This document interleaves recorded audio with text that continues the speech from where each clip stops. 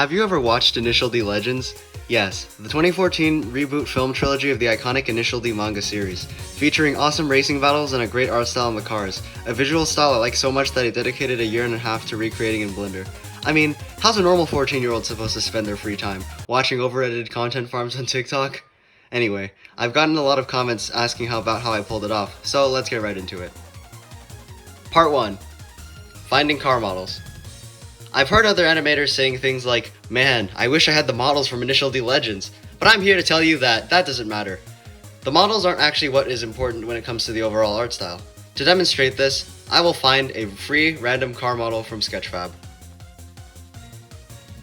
Well, I can't really find anything I like here. Well, plan B, Facebook Marketplace. Let's see what we've got here. Okay, we can use this one. So, let's download it and import it to Blender. My downloading car strategy worked! Okay, I don't really know what I was doing with that intro. It was a bit over the top. So it was kind of unrelated to the actual video, so I apologize for that. But here I'll get into the actual how to actually make the Initial D Legends art style in Blender, or at least how I do it.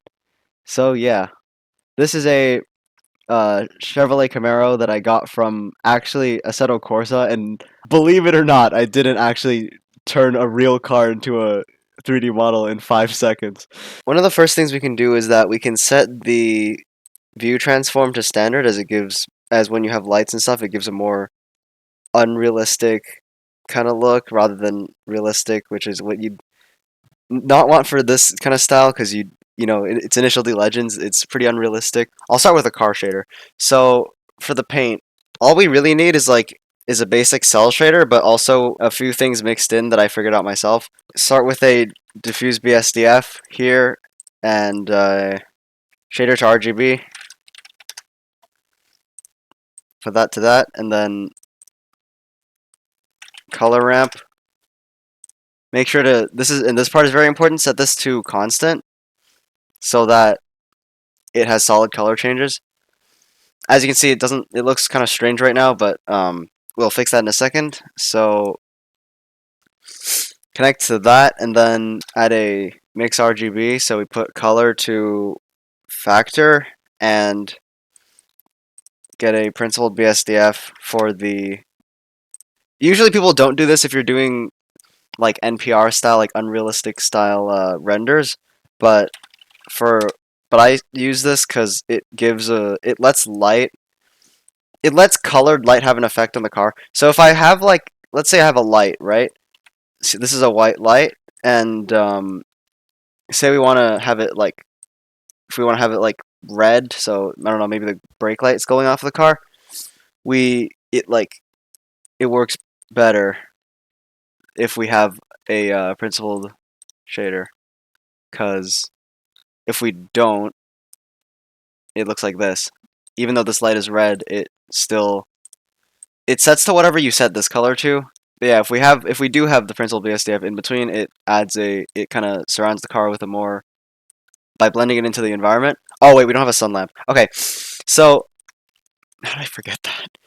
So for the sake of this, we need 3 sun lamps actually. We have one for colors, reflections, and shadows.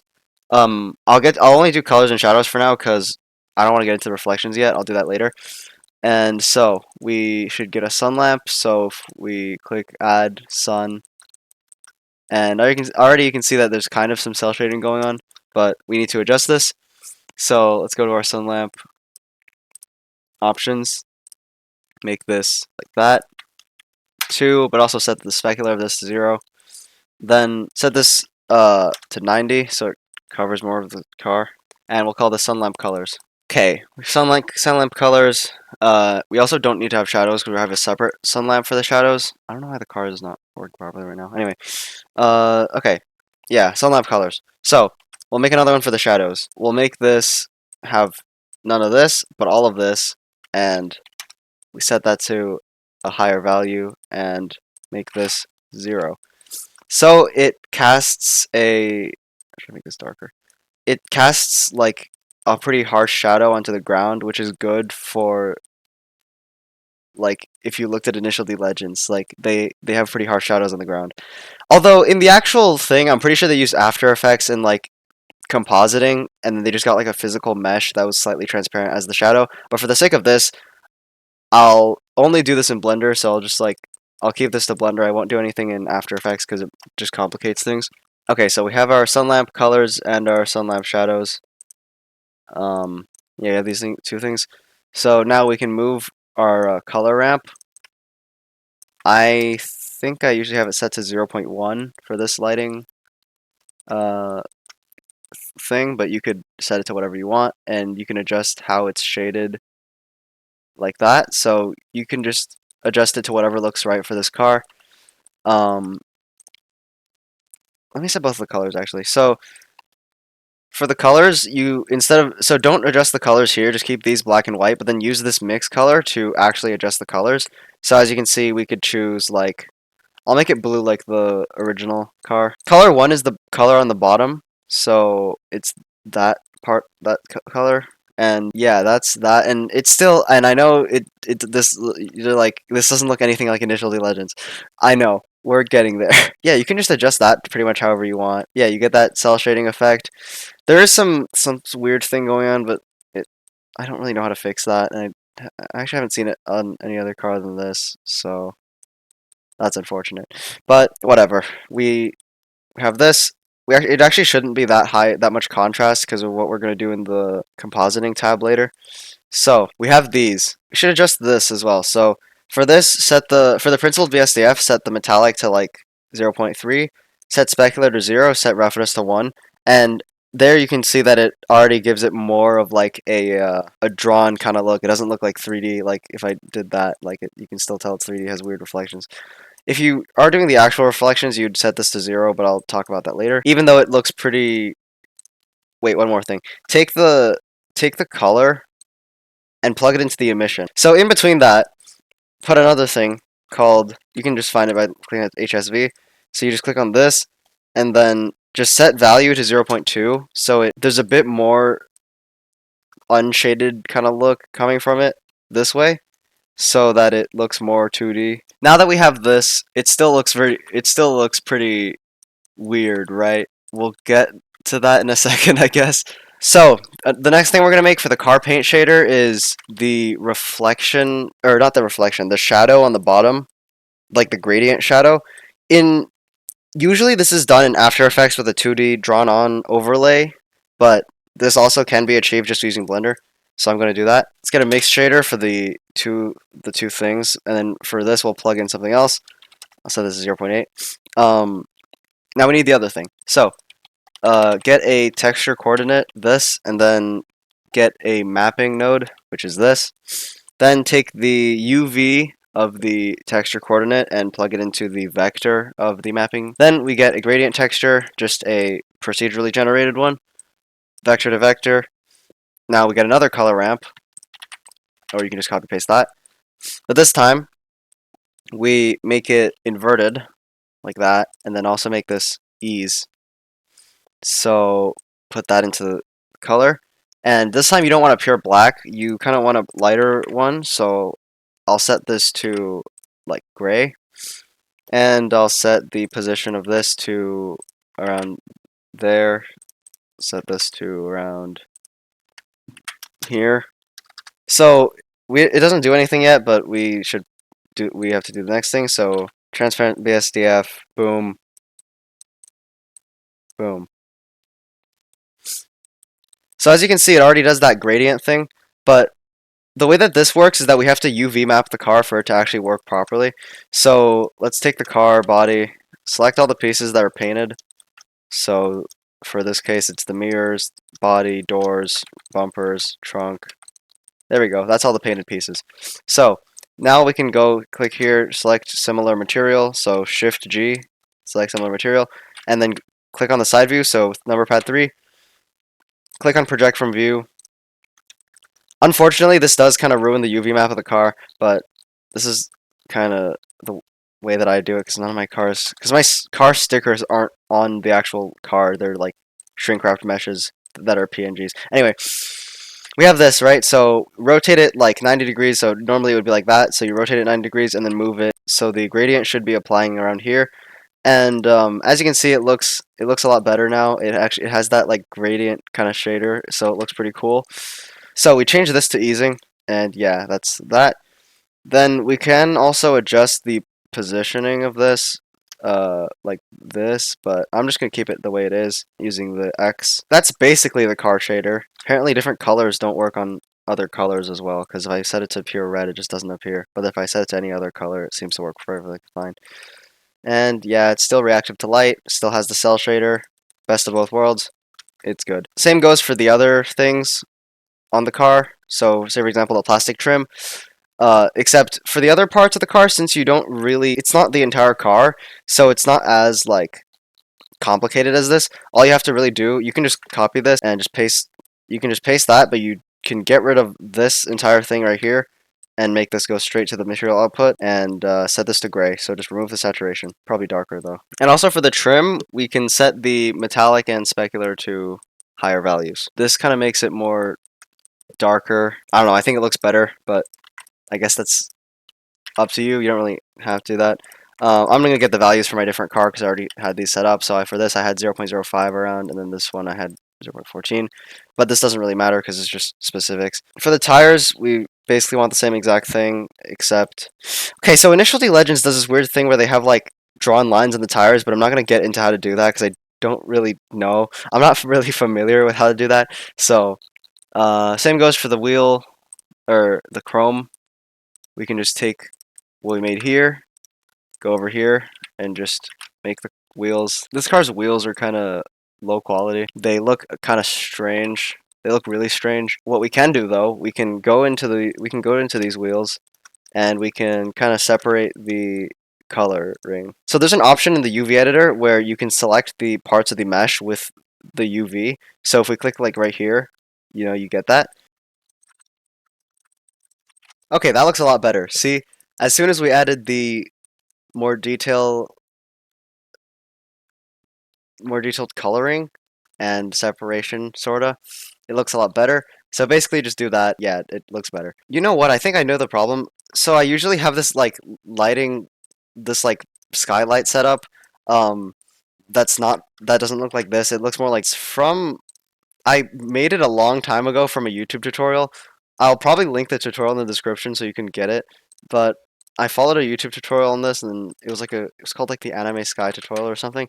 Basically, it's a skybox. Yeah, okay, there we go. Oh my gosh, what am I even doing? I do not know how to make a tutorial, do I? So for the decals, another thing that we could do for the decals, since they're the way that I like to usually do them is that I like to put the color to the emission so that it gives it a bit of extra light, like lighting up, and that's yeah. Wait, that's on the back, right? So not that much, but like 0.1, so it just has that extra lit up kind of look because it's pretty easy to read stuff like that, like badges and stuff in the actual Initial D Legends. I also do this for license plates. I'm not gonna get into how to make the interior, but anyway. So for the actual windows, this is kind of the tricky part, but it also isn't. So the way that I do my windows is very strange.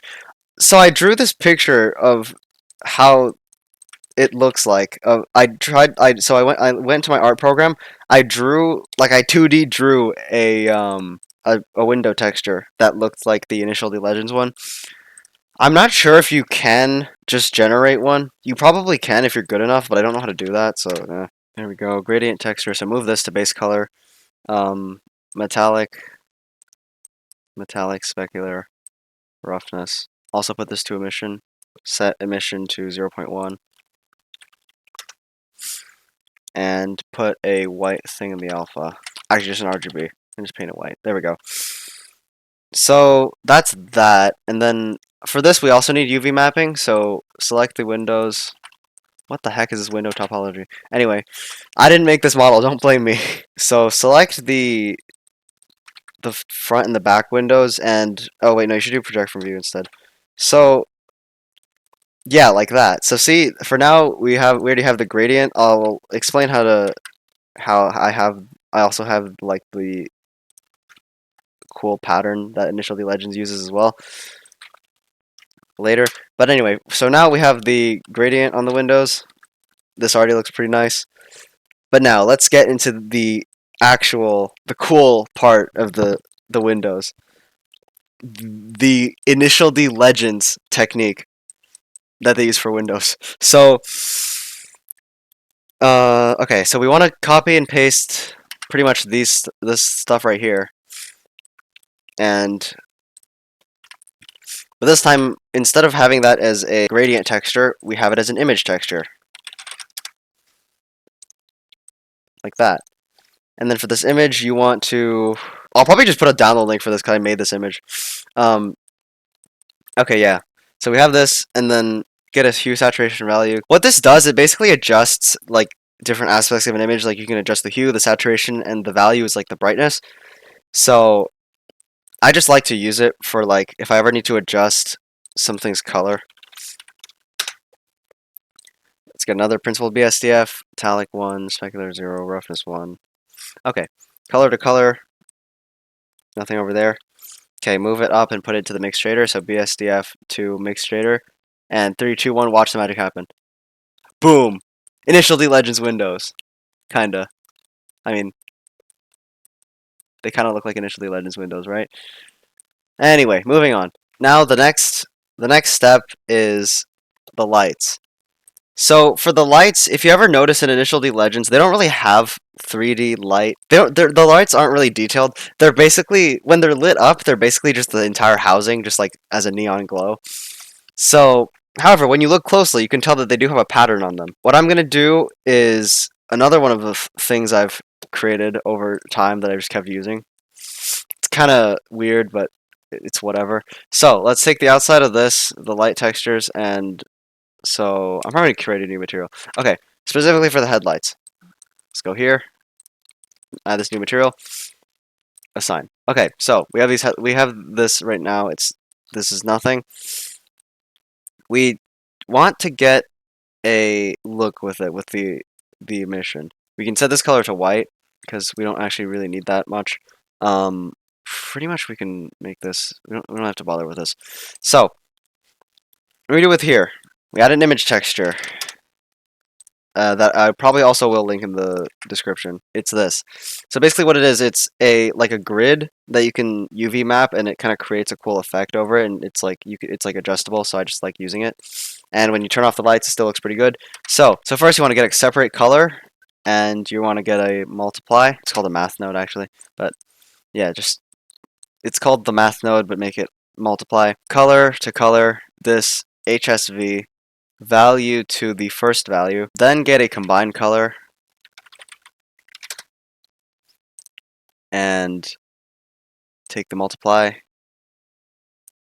set this back to HSV, set that not to saturation. I don't know why I made that mistake. Here to saturation, these are fine, just leave them the way they are.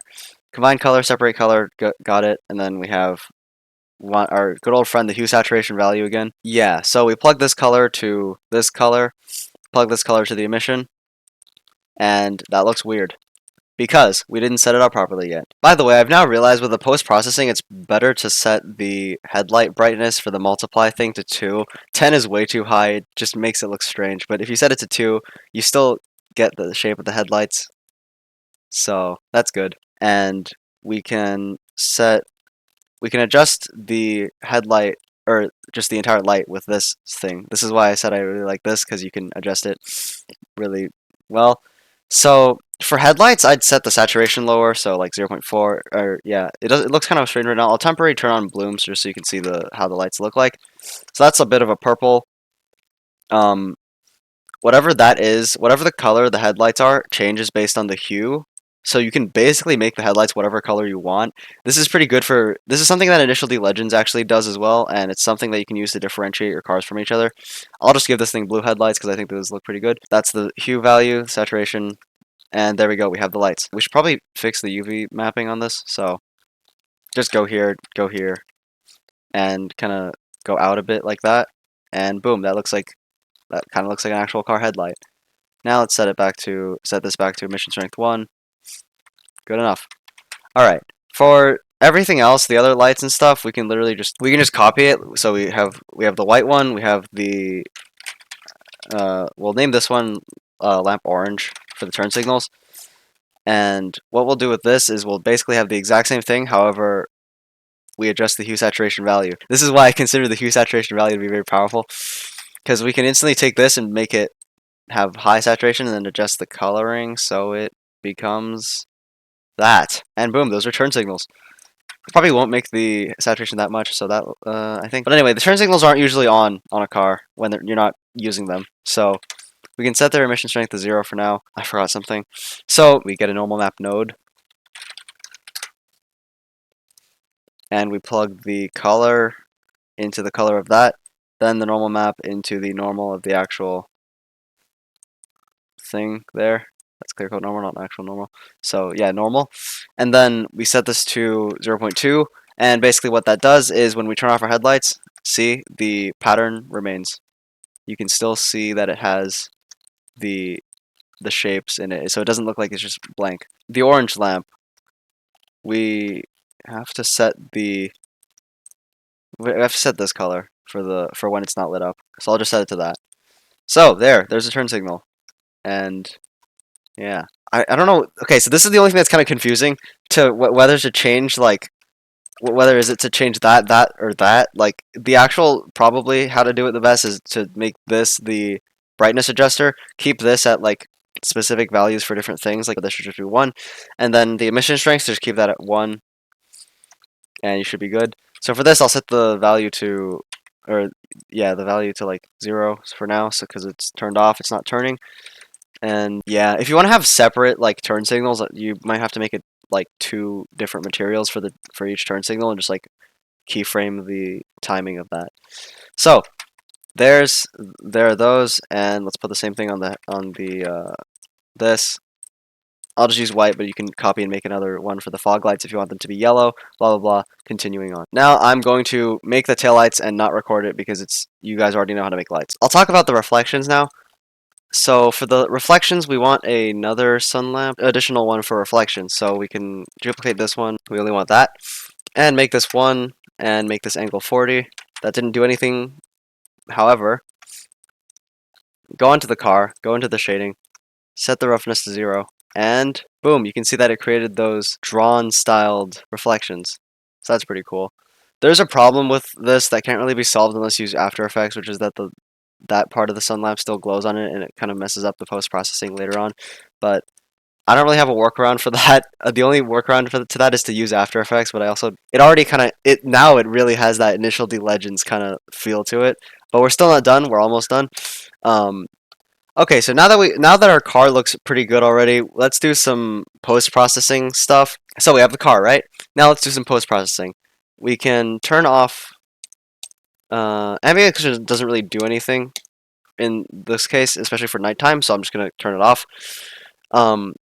Bloom, it looks really nice to have it on, but we have to turn it off for another reason. But I will show you guys a workaround to how to do that. For the outlines, you could use freestyle, but this takes longer. I'm not going to. So instead, I'm going to use grease pencil, which renders faster and I believe is better because I use it. I used to use freestyle, but it kept it took too long to render. So okay, let's spawn in one of these, a grease pencil stroke from the add menu. So we go to modifiers, go to line art, and then collection. Just select a collection. It's better to make 2 collections for the stuff that you want to have the outlines on and one that you don't want the outlines on. But yeah, do that like later. I'm gonna do that later. And we want the layer to set to be lines. And now that looks very strange. So set the line thickness to something lower, like 3. Kind of just like depending on your scene and your car model, you kind of need different values for that. It does look very weird right now because it is a game exported model with weird normals and stuff, but it's not that bad compared to like some other stuff I've seen. I will show you guys how to fix that though. So kind of, because it fixes it, but it's not a perfect fix, but it works. So if we select the body again, select all the parts of the body, so all the paint parts and the mirrors. What we can do is we can hit this, press M, merge all by distance. So this basically removes the weird additional. Okay, that also happens sometimes. Click clear custom split normals data, and that basically fixes it. This does kind of create some weird things that go on in other places. Like on some smoother cars, you might see that it like created sharp edges. But unfortunately, this is all we can do about this because these are game exported models. They're not really meant for having stuff like this done to them. But I still use this as an example just to show that you don't need a specific car model to pull it off. You just need the right settings. By the way, this is perfectly normal that the outlines they're like kind of on one camera because the outlines are camera based. They're not really like mesh based. So it just depends on where you place the camera for it to show up on the camera. So in this case, it worked pretty well. It worked really, really well for this car. We could actually just do clear custom split normals data and it instantly worked. It looks perfect.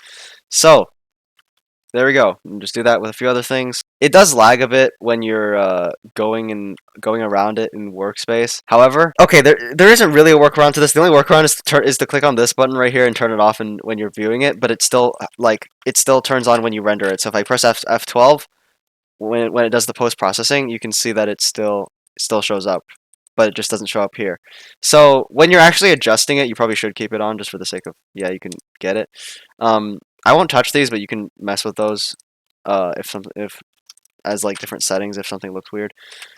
I will do the same thing to these, and it seemed to have worked pretty well. Another thing we have to make another collection for the stuff that doesn't need outlines. So take the stuff that doesn't need outlines, which are stuff like the badges and like things that kind of are like cut out, like how there's like a weird square around it because that's the shape of the mesh, but not actually the shape of the decal itself. So we just take this, and move it to the other collection. And if we move a frame, then go back, as you can see, the outlines have disappeared on those objects, which is good. Now that you have outlines, we need to get the bloom back for the lights. Now, this is where the compositing tab comes in. Compositing. For the first thing, we want a glare node, and we have that, and set this to fog glow. Make the mix 0.25. Make this threshold 0.02. By the way, you don't have to go off these numbers. This is just what works for me, what I do. So yeah, we need another one. We actually need 3 of these because I don't even know. The anime compositing is strange. It looks good, but the way that it actually works is strange. Okay, we need 3 of them. Set this final one's threshold to 1. Size 9, still good. Okay, so we have our 3 things there, and it should look pretty good now. So if we go back into rendered view like that, and then if we click F12, and let's see what we get. And as you can see right there, that is an Initial D Legend style car.